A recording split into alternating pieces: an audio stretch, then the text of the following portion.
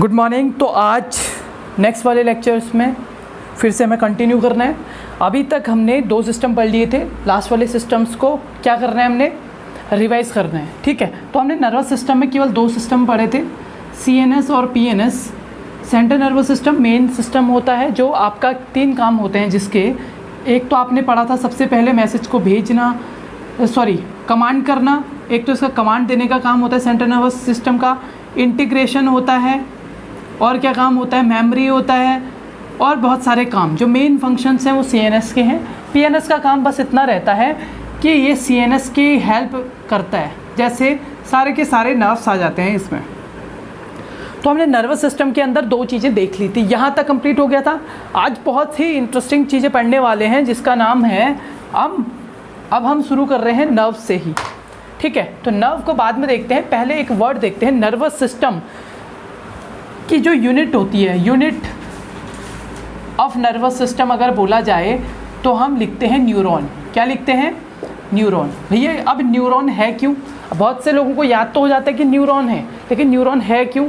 क्योंकि जैसे आपकी बॉडी में, जैसे आपकी पूरी की पूरी बॉडी है, तो आपकी पूरी बॉडी में हर जगह सेल्स प्रेजेंट रहते हैं। बिना सेल्स के तो आपकी बॉडी बन ही नहीं सकती।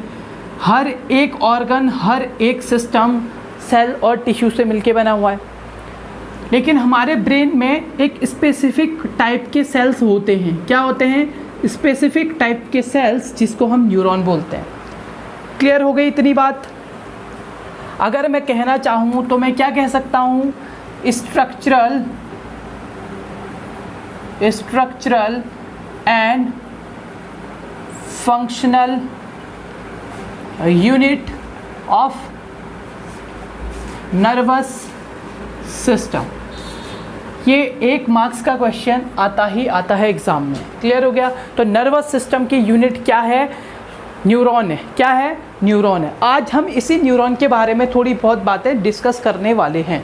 ठीक है, अब न्यूरॉन का फंक्शन क्या है? स्ट्रक्चरल फंक्शनल यूनिट तो है, तो इसके फंक्शन के बारे में पढ़ लेते हैं। न्यूरॉन का फंक्शनल क्या है? इसका एक स्पेसिफिक, हम ये कह सकते हैं, स्पेसिफिक नहीं, unique function of neuron. Unique functions of neuron, like क्या क्या चीज़ें हो सकती हैं? न्यूरॉन का क्या फंक्शन होता है? जो भी आप सोचते हैं,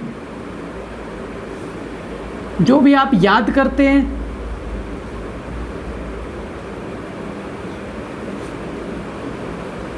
और चाहे आप कंट्रोल कर रहे हैं, चाहे आप सेंस कर रहे हैं,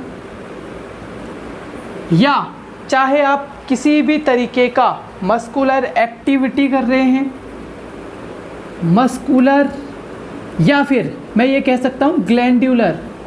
तो ग्लैंड की एक्टिविटी भी न्यूरॉन करता है। कौन करता है? न्यूरॉन करता है। तो हमारे न्यूरॉन के फंक्शन इतने हो गए। सबसे पहले मैंने बोला स्ट्रक्चरल और फंक्शनल यूनिट है नर्वस सिस्टम की, उसको हमने न्यूरॉन बोला। क्लियर है? 1 नंबर का क्वेश्चन हमारा क्लियर हो गया। फंक्शन क्या क्या है? जो भी फंक्शन आपकी बॉडी में होते हैं, सारे के सारे न्यूरॉन से ही होते हैं, चाहे वो वॉलंटरी हो, चाहे वो आपके कंट्रोल में हो या ना हो। वो किसके कंट्रोल में होते हैं? न्यूरॉन के थ्रू ही होते हैं। क्लियर है? न्यूरॉन ब्रेन की सेल्स है या नर्वस सिस्टम की सेल्स हैं जो ब्रेन में प्रेजेंट होती हैं, और जो बहुत ही डेलिकेट स्ट्रक्चर है। क्लियर होगी इतनी बात? ठीक है, नेक्स्ट चलते हैं। अब आपने पढ़ा होगा कि जैसे ही हम पैर लगाते हैं, किसी पिन पे हमारा पैर चुभा, सपोज एक पिन थी और यहाँ पे किसी पर्सन का पैर क्या हो गया, इसके ऊपर लग गया। अब इसकी न्यूक्लियस उससे इसके पैर पे क्या हो गया, पेन हो गया। अब ये न्यूरॉन जाएगा पहले, फिर मैसेज लेके आएगा। कितनी बड़ी बात है, इतने तक तो पूरा घुस जाएगा इसके पैर में। क्यों नहीं घुसता और जल्दी से क्यों हटा लेता है? क्योंकि जो न्यूरॉन की स्पीड है, अगला इम्पॉर्टेंट क्वेश्चन आएगा एग्ज़ाम में, जो न्यूरॉन की स्पीड है वो होती है हमारी 0.52, कितनी होती है? 0.52 130 मीटर पर सेकेंड। कितनी होती है? 0.52 130 मीटर पर सेकेंड। अब आप कहेंगे सर इसको बताओ फटाफट से, कितना होगा? 1 आवर में कितने किलोमीटर? मतलब ये समझ सकते हैं आप कि अप्रॉक्सीमेटली 434 किलोमीटर पर आवर्स होती है आपके न्यूरॉन की स्पीड। समझ रहे हैं मेरी बात को? तो 434 मतलब क्या है? मतलब एक न्यूरॉन, जैसे आपने पैर कील के ऊपर या किसी पिन के ऊपर आपका लगा और आपके पैर के हटने तक, मतलब इतना जल्दी मैसेज आया 0.5 to 130 मीटर पर सेकेंड में। मतलब आप ये समझ सकते हैं कि सेकेंड का भी 1000वां ऐसा हिस्सा कुछ, इतनी जल्दी काम हुआ, इतनी जल्दी न्यूरॉन ब्रेन में गया, इतनी जल्दी न्यूरॉन ब्रेन से मैसेज लेके वापस पैर पे गया और उसने हटा दिया। तो कितना बोला मैंने? अगर आरली कैलकुलेट करें तो 434 किलोमीटर पर आवर की इतनी स्पीड है इसकी। क्लियर हो गया आपकी? तो इतनी तेज़ी से आपके न्यूरॉन काम करते हैं। क्लियर हो गया? ठीक है, नेक्स्ट बात करते हैं। ये न्यूरॉन के बारे में बातें हो गई हमारी। न्यूरॉन बहुत, नर्वस सिस्टम बना ही न्यूरॉन से है। तो न्यूरॉन, जब हम न्यूरॉन पढ़ते हैं, 10th में भी पढ़ा होगा आपने, 9th में भी पढ़ा होगा, तो न्यूरॉन को हम 2 पार्ट्स में पढ़ते हैं। एक तो होती है सेल बॉडी। क्या होती है? Cell body. और न्यूरॉन का जो दूसरा पार्ट हम जिसको जानते हैं वो होता है सेल प्रोसेसेस। क्या होता है? Cell processes. अब सेल बॉडी क्या होती है, सेल प्रोसेसेस क्या होता है, ये हम समझेंगे अच्छे से। क्लियर है? तो सेल प्रोसेसेस, सेल बॉडी क्या है, इसके बारे में डिस्कस कर लेते हैं। न्यूरॉन का डायग्राम बना लेते पहले। ठीक है, न्यूरॉन का हम डायग्राम, एक रफ डायग्राम बना लेते हैं, फिर उसमें हमें आइडिया लग जाएगा कि कौन सी सेल बॉडी है और कौन सा सेल स्ट्रक्चर है। क्लियर हो गया?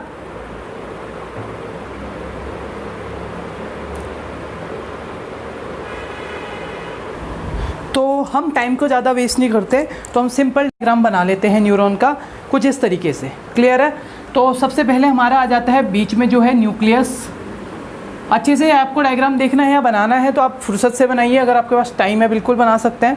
द नेक्स्ट वन इज़, ये वाला जो पार्ट है हमारा, ये वाला जो पार्ट दिख रहा है आपको बीच वाला, this is called cell body. Clear हो गया? This is called cell body. बीच वाला जो पार्ट है जिसमें आपका न्यूक्लियस है, ये कहलाएगा आपका सेल बॉडी। ठीक है, सेल बॉडी का दूसरा नाम, पहले हम पढ़ रहे हैं न्यूरॉन। न्यूरॉन में हमने पहला, सबसे पहले हम किस स्ट्रक्चर पढ़ रहे हैं, तो हमने सेल बॉडी पढ़नी है पहले। सबसे पहले क्या पढ़ना है? Cell body. क्लियर है? तो सेल बॉडी को देखते रहेंगे। तो सेल बॉडी, सबसे पहले हमने क्या बोला, सेल बॉडी का दूसरा नाम होता है एक पेरिकैरियन। क्या होता है? पेरिकैरियन के नाम से भी जाना जाता है सेल बॉडी को। दूसरी सबसे इम्पॉर्टेंट बात सेल बॉडी के बारे में, इसी का नाम सोमा भी होता है, सोमा। तो सोमा और पेरिकैरियन दोनों सेल बॉडी के पार्ट है। क्लियर हो गया? न्यूक्लियस किसके अंदर आएगा आपका? सेल बॉडी के अंदर। This is called cell body. Clear हो गया? ठीक है, अगली बात क्या आएगी इसके अंदर? अगली बात क्या आएगी? अगली बात इसके अंदर जो है वो है आपका, अब ऐसा क्या होता है, सॉरी,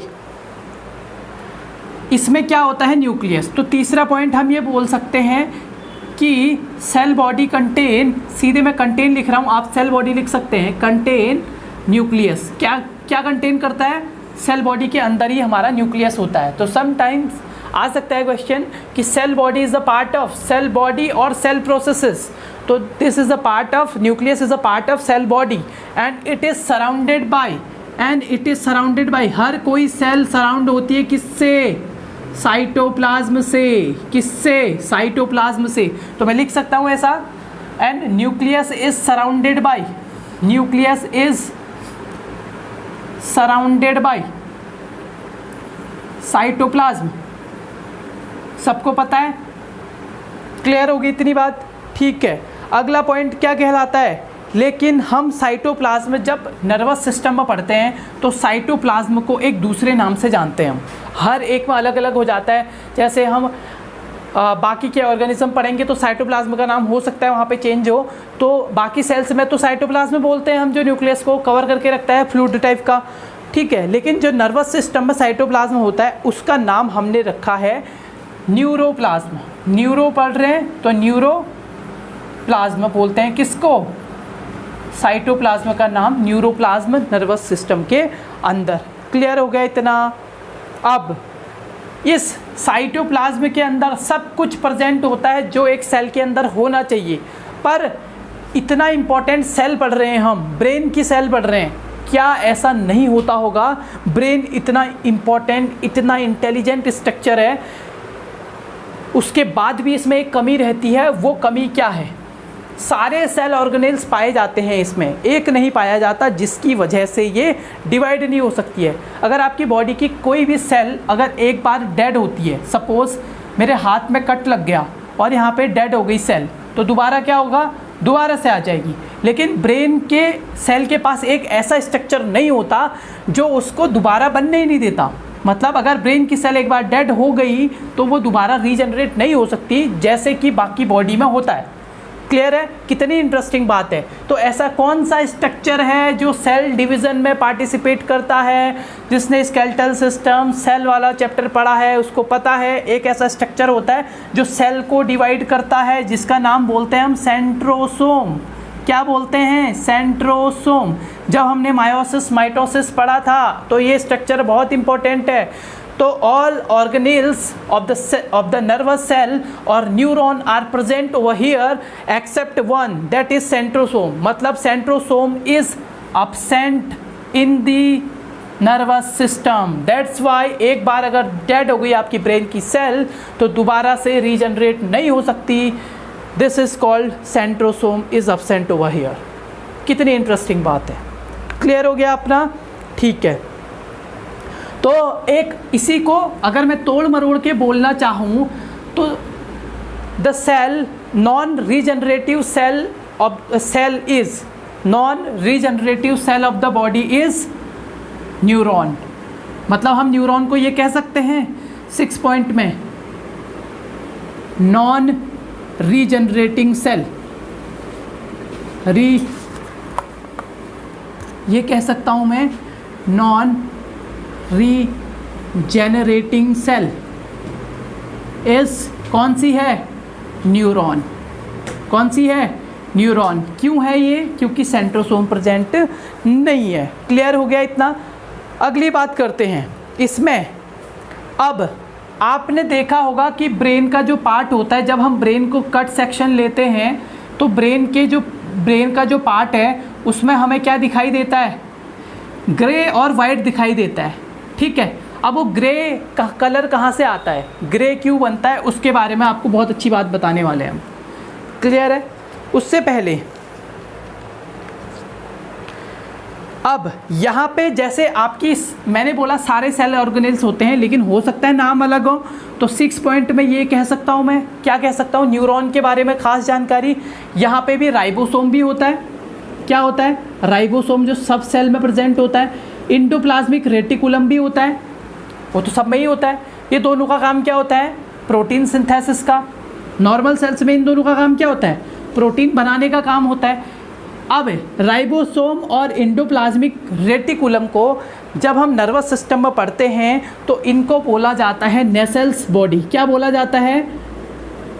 नेसेल्स बॉडी। किसको बोला जाता है? राइबोसोम और इंडोप्लाज्मिक रेटिकुलम को।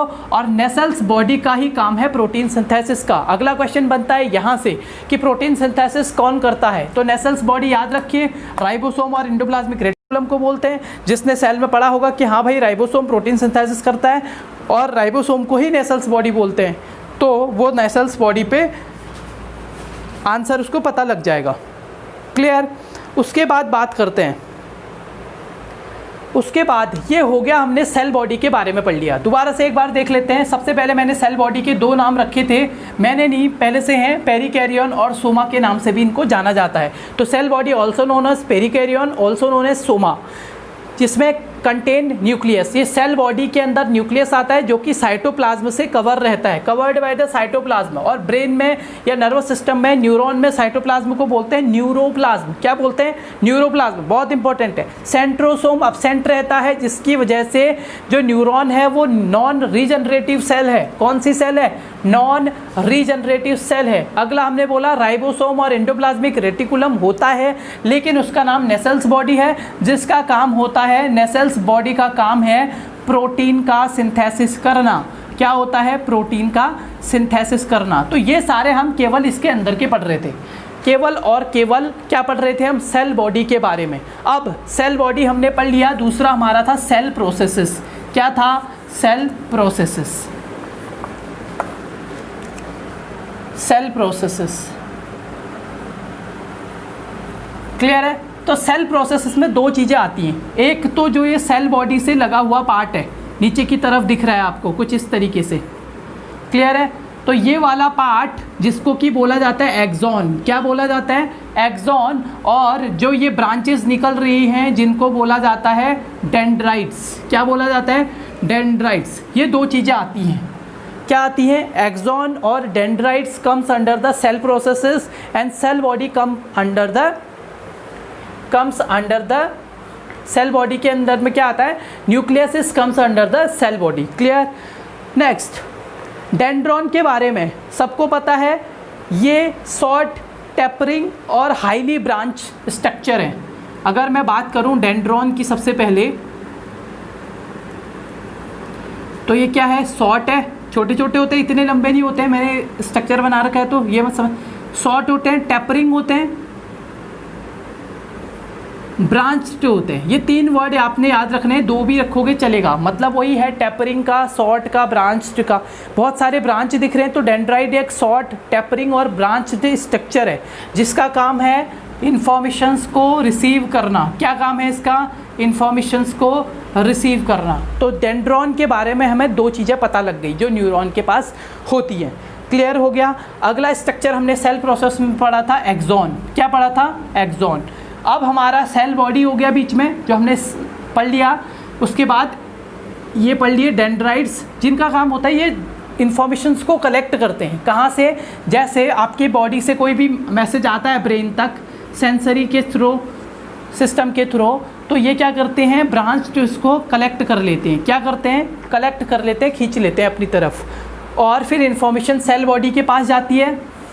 फिर वहाँ से एक्सॉन से होते हुए यहाँ से फिर क्या निकलता है, मोटर सिस्टम अपना मैसेज भेजता है। ब्रेन का सेल है, फिर वो मोटर जो भी उसको कमांड देनी होगी बॉडी को, हटाना है नहीं हटाना है, अच्छा लग रहा है बुरा लग रहा है, तो वहाँ से फिर वो कमांड देगा एक्सॉन से नीचे की तरफ। यहाँ पे होते हैं, अभी बताएंगे आगे। तो पहले एक्सॉन की बात कर लेते हैं। तो एक्सॉन मैंने सबसे पहले बता दिया था कि इसका काम होता है नर्व इम्पल्सेस को मसल्स और ग्लैंड में भेजना। क्या होता है इसका काम, जो नर्व इम्पल्सेस बनी है, अरे नर्व इम्पल्सेस कहाँ से बनी, बॉडी से ब्रेन में आया, डेंड्राइट ने रिसीव किया, डेंड्राइट ने सेल बॉडी को दिया, अब सेल बॉडी ने सोच समझ के फैसला लिया और अब वो एक्सॉन के थ्रू बॉडी में मैसेज भेजना चाह रही है, बॉडी में मैसेज भेजना चाह रही है एक्सॉन के थ्रू, क्लियर है। तो एक्सॉन के थ्रू जब मैसेज भेजना है तो किसके थ्रू भेजेगी, नर्व इम्पल्सेस के थ्रू। तो नर्व इम्पल्सेस को ट्रांसमिट करना, क्या करना, ट्रांसमिट करने का काम किसका है, एक्सॉन का है, पहली बात। दूसरी, एक्सॉन क्या है, तो एक्सॉन हमने पढ़ा था क्या है, एक्सॉन एक ऐसे लॉन्गिट्यूडनल स्ट्रक्चर है। कैसा स्ट्रक्चर है, लॉन्गिट्यूडनल स्ट्रक्चर है, बहुत पतला होता है। तो पहला मैं बोल सकता हूँ नर्व इम्पल्सेस को ट्रांसमिट करता है, दूसरा मैं बोल सकता हूँ लॉन्ग है, पतला होता है, थिन होता है काफ़ी। और अगली बात क्या है इसके बारे में, इसके बारे में अगली बात क्या है, अब मैं इसको सिलेंड्रिकल शेप भी कह सकता हूँ। कैसे कह सकता हूँ, सिलेंड्रिकल शेप भी कह सकता हूँ, सिलेंड्रिकल शेप भी कह सकता हूँ, उसका शेप होता है। क्लियर हो गई इतनी बात, ठीक है। अब इसका स्टार्टिंग पॉइंट जहाँ पे होता है, ये बहुत इंपॉर्टेंट स्ट्रक्चर है। एक्सॉन है, सबको पता लग गया। जो नीचे का सिलेंड्रिकल लॉन्गिट्यूडनल थिन स्ट्रक्चर है, ये एक्सॉन कहलाता है। सेल बॉडी के बाद जो शुरू होता है, मतलब सेल बॉडी जहाँ पे ख़त्म होती है वहाँ से एक्सॉन सिलेंड्रिकल लॉन्गिट्यूडनल फॉर्म में आता है, और जहाँ पे ये जुड़ रहा है, मतलब जहाँ से स्टार्ट हो रहा है और सेल बॉडी से जुड़ रहा है, इसको बोलते हैं एक नाम, जिसका नाम होता है एक्सॉन हिलॉक्स। एक्सॉन हिलॉक्स से एक्सॉन सेल बॉडी से जुड़ा हुआ रहता है। क्लियर हो गई इतनी बात। तो तीसरी बात हमारी हो गई कि एक्सॉन हिलॉक्स से एक्सॉन जुड़ा रहता है। क्लियर हो गई इतनी बात, ठीक है। या हम ये कह सकते हैं starting point of the axon is axon hillocks. Clear, ठीक है। अगला पॉइंट हम बोल सकते हैं, इस एक्सॉन में नेसल्स बॉडी या राइबोसोम वगैरह हमने जो पढ़े थे, नेसल्स बॉडी पढ़ी थी ना, नेसल्स बॉडी कहाँ पढ़ी थी हमने, वो केवल यहाँ पे होंगी। तो एक्सॉन में नेसल्स बॉडी अब्सेंट रहती हैं। कहाँ रहती हैं अब्सेंट, नेसल्स बॉडी अब्सेंट रहती हैं। कहाँ पे, एक्सॉन में। सेल बॉडी में होंगी लेकिन एक्सॉन में नहीं होंगी। क्लियर हो गई इतनी बात, ठीक है। अब अगली बात करते हैं, हमने डेंड्राइट और ये दोनों पढ़ लिए। अब बात करते हैं साइटोप्लाज्म की। ठीक है, साइटोप्लाज्म हमने पढ़ लिया था, चलो हो गया सारा। ठीक है, तो सेल बॉडी सेल प्रोसेसेस हमने पढ़ लिया है, क्लियर है, ओके। अब बात करते हैं, अब नीचे की तरफ जहाँ पे ये है हमारा एक्सॉन, जहाँ पे ख़त्म हो रहा है उसको बोलते हैं, इसके पार्ट होते हैं नीचे की तरफ, ये कुछ ऐसे ब्रांच और टर्मिनल पार्ट होते हैं इसके, कुछ जहाँ पे एक्सॉन ख़त्म हो रहा है उसमें कुछ रूट लाइक स्ट्रक्चर होते हैं, और यहाँ पे कुछ ऐसे स्वेलोन पार्ट होता है। कौन सा होता है? स्वेलो हुआ, ऐसा लगेगा कि स्वेल हो रखा है, एक थैली जैसा बन रखा है, क्लियर है। इनको बोलते हैं हम synaptic end bulb, swollen end part, मैं बोल सकता हूँ इनको swollen end part of the axon, of the axon is called synaptic end bulb, कह सकता हूँ मैं साइनेप्टिक इंड बल्ब। क्लियर होगी इतनी बात? ठीक है, अब आगे करते हैं। इसके बाद इनके अंदर बहुत छोटे छोटे वेसिकल्स प्रेजेंट होते हैं।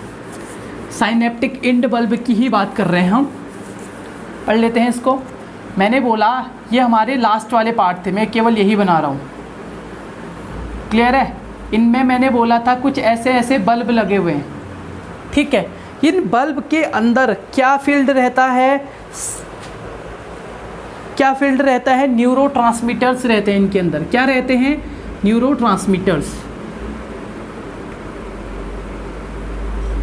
क्या रहते हैं? न्यूरोट्रांसमीटर्स रहते हैं, जिनको हम साइनेप्टिक वेसिकल्स भी बोलते हैं। ये टर्मिनल बल्ब को ही हम साइनेप्टिक वेसिकल्स के नाम से भी जानते हैं, जिनके अंदर क्या फील्ड रहता है? न्यूरोट्रांसमीटर रहते हैं। तो यहाँ तक तो हमने पढ़ लिया, क्लियर हो गया। अब अगर इनको मसल्स में जाना है, अगर ये सपोज़ ये ऐसे पूरी बॉडी में रहते हैं हमारे, जहाँ भी नर्व ये न्यूरॉन जाएगा, और जैसे हमारी पर्टिकुलर बॉडी पे यहाँ पे हम मेरे को ये हमारा ग्लैंड है या मसल्स है, तो यहाँ पे पहुँचाना है, तो ये क्या होगा? धीरे धीरे ये यहाँ पे ओपन हो जाएगा ऐसे, और इससे न्यूरोट्रांसमीटर निकलेंगे। ये क्या था? प्री साइनेप्टिक क्लेफ्ट के नाम से जानते हैं इसको। क्या जानते हैं? प्री साइनेप्टिक क्लेफ्ट, जहाँ पे जो हमारे साइनेप्टिक वेसिकल्स थे। साइनेप्टिक वेसिकल्स क्या थे? हमने सिंपल सा ऐसे कुछ वो पढ़ा था, न्यूरॉन पढ़ा था। न्यूरॉन में हमने ये सेल बॉडी पढ़ी थी, जिसमें न्यूक्लियस होता है, साइटोप्लाज्म होता है, नेसल्स बॉडी होती है। डेंड्राइट्स और एक्सॉन को हमने साइनेप्टिक प्रोसेस में पढ़ा था। तो डेंड्राइट तो रिसीव करती है इन्फॉर्मेशन, ब्रेन को देती हैं, मतलब सेल बॉडी को देती हैं, और सेल बॉडी उन इन्फॉर्मेशंस को फिर मोटर इन्फॉर्मेशन भेजता है एक्सॉन के थ्रू। एक्सॉन के टर्मिनल एंड पे कुछ सेलोन पार्ट रहते हैं, ये वाले, इनको हमने क्या बोला था भैया? इनको हमने क्या बोला था? इनको हमने बोला था साइनेप्टिक इंड बल्ब, जिनका नाम हमने साइनेप्टिक वेसिकल्स रख दिया था। तो ये स्ट्रक्चर को मैंने जूम करके बनाया हुआ है यहाँ पे, क्लियर है। अब इससे आगे की कहानी देख लीजिए। तो साइनेप्टिक यहाँ पे अगर मुझे भेजना है, तो अगर ये साइट है, ये रिसेप्टर साइट है ये वाली, क्लियर है, और ये भेजना है इनने प्री साइनेप्टिक क्लेफ्ट, और ये नीचे वाला जो है ये है पोस्ट साइनेप्टिक क्लेफ्ट। अब इन्फॉर्मेशन का आदान प्रदान ग्लैंड में कैसे होगा या मसल्स पे कैसे होगा? जो भी न्यूरोट्रांसमीटर आया वो पर्टिकुलर ब्रेन में गया, पर्टिकुलर ऑर्गन पे गया, अब उसने स्ट्रक्चर में काम करना है, तो काम कैसे करेगा? वो पर्टिकुलर ऑर्गन में डायरेक्ट नहीं कर सकता, तो उसने पहले 3 स्ट्रक्चर हैं यहाँ पे। एक तो प्री साइनेप्टिक क्लेफ्ट है, जहाँ पे न्यूरोट्रांसमीटर आ रहे हैं, बीच में खाली स्पेस है जिसको केवल साइनेप्टिक क्लेफ्ट बोलते हैं। Synaptic cleft between the pre synaptic cleft and post synaptic cleft, synaptic cleft होता है। यहाँ पे रिसीवर हैं, तो जैसे ही मैसेज मिला तो मैसेज में प्री साइनेप्टिक क्लेफ्ट से आया, साइनेप्टिक क्लेफ्ट पे आया, और यहाँ पे रिसीवर्स लगे हुए थे। इन रिसीवर ने उन न्यूरोट्रांसमीटर को ले लिया, क्लियर है। न्यूरोट्रांसमीटर का काम होता है एक्शन करना, ठीक है। तो यहाँ पे अगर उसको कॉन्ट्रैक्शन करना होगा, रिलैक्सेशन करना होगा, हाथ को उठाना होगा, नीचे रखना होगा, सारे में कॉन्ट्रैक्शन रिलैक्सेशन लगता है। तो इस प्रकार से हमारा कॉन्ट्रैक्शन और रिलैक्सेशन यहाँ पे हो जाएगा। ये सबको पता है यहाँ तक भी, क्लियर है। तो इसी प्रोसेस को जहाँ पे साइट ऑफ कम्युनिकेशन, मैं ये बोल सकता हूँ इसको साइट ऑफ कम्युनिकेशन, ये एक साइट है, साइट ऑफ कम्युनिकेशन बोल सकता हूँ मैं इसको, बिल्कुल बोल सकता हूँ, क्लियर। तो साइट ऑफ कम्युनिकेशन पे क्या होगा, किसके बीच में हो रही है, एक तो न्यूरॉन के बीच में हो रही है, neuron between neuron and muscle, तो मसल और न्यूरॉन के बीच में कम्युनिकेशन साइट है, क्लियर है। तो उस कम्युनिकेशन साइट को हमने बोला साइनेप्स, क्या बोला, साइनेप्स। ये वर्ड पूछा जाता है आपको, उसकी साइनेप्स क्या होता है। तो साइनेप्स क्या है, जहाँ पे न्यूरोट्रांसमीटर या न्यूरॉन और ये है ग्लैंड भी हो सकती है, ये अगर ग्लैंड भी हो सकती है, मसल भी हो सकती है, कुछ भी हो सकता है। तो जहाँ पे न्यूरोट्रांसमीटर का आदान प्रदान हो रहा है न्यूरॉन के बीच में और ग्लैंड के बीच में, या न्यूरॉन के बीच में, मसल के बीच में, उसको हमने बोला साइनेप्स। क्या बोला उसको हमने, साइनेप्स, जहाँ पे इंफॉर्मेशन एक्सचेंज हो रही है। क्लियर हो गया यहाँ तक, ठीक है। अब अगली बात करते हैं हम न्यूरॉन के बारे में। अब न्यूरॉन भी अलग अलग तरीके के होते हैं। आपने सोचा होगा कि हर जगह न्यूरॉन एक ही तरीके के होते हैं, नहीं, आपकी साइट पे भी अलग अलग न्यूरॉन प्रेजेंट होते हैं। एक तो होता है मल्टीपोलर न्यूरॉन, क्या होता है, मल्टीपोलर न्यूरॉन। एक होता है आपका बाइपोलर न्यूरॉन, इनसे भी क्वेश्चन आ रहे हैं आजकल, इसलिए बता रहा हूँ मैं इनको, न्यूरॉन के बारे में। मल्टीपोलर, बाइपोलर और यूनिपोलर बहुत इंपॉर्टेंट है, कहाँ पे प्रेजेंट होते हैं, ये क्वेश्चन आ रहे हैं एग्जाम में, ठीक है। तो मल्टीपोलर का मतलब है इसमें तो होंगे सेवरल डेंड्राइट, क्या होंगे इसमें, सेवरल डेंड्राइट, मतलब बहुत सारे डेंड्राइट जिसमें प्रेजेंट होंगे, उसको मल्टीपोलर बोला। लेकिन कब, जब उसमें होगा सिंगल एक्सॉन, क्या होगा उसमें, एक्सॉन तो एक ही होगा लेकिन डेंड्राइट बहुत ज़्यादा होते हैं, ठीक है, तो उसको बोलते हैं हम मल्टीपोलर। तो पूरा का पूरा CNS हमारा, इसका एग्जाम्पल है CNS, सेंट्रल नर्वस सिस्टम में ऐसे ही होता है, हमने ऐसे ही तो न्यूरॉन पढ़ा भी। तो बहुत सारे डेंड्राइट और केवल एक एक्सॉन, ऐसा न्यूरॉन जहाँ पे पाया जाता है वो है सेंट्रल नर्वस सिस्टम, जिसको बोलते हैं मल्टीपोलर न्यूरॉन। क्या बोलते हैं जिसको, मल्टीपोलर न्यूरॉन। अगली बात करते हैं बाइपोलर की। तो बाइपोलर में अब आपको ध्यान रखना है, बाइपोलर में क्या होगा, केवल और केवल वन होगा डेंड्राइट और एक ही होगा एक्सॉन। क्या होगा, एक एक्सॉन और एक ही होगा dendrite, this is called bipolar neuron. Clear है। अब ये कहाँ पे पाए जाते हैं, क्लियर है, ये ज़्यादातर सेंस ऑर्गन्स में पाए जाते हैं। कहाँ पे, एक तो ये पाया जाता है आपके रेटिना में। तो रेटिना में कौन सा न्यूरॉन पाया जाता है, बाइपोलर, जब हमने आई पढ़ा था तब भी बताया था आपको, क्लियर है। दूसरी बात, कहाँ पाया जाता है, इनर ईयर में, कहाँ पे, इनर ईयर में। तीसरी बात, तीसरा और कहाँ देखने को मिल सकता है, जो आपका ऑल्फैक्टरी एरिया है यार, ऑल्फैक्टरी बल्ब जहाँ पे है नोज़ के अंदर, ऑल्फैक्टरी एरिया लिख देता हूँ, ये यहाँ पे पाया जाता है बाइपोलर। अब यूनिपोलर क्या होता है फिर बताओ,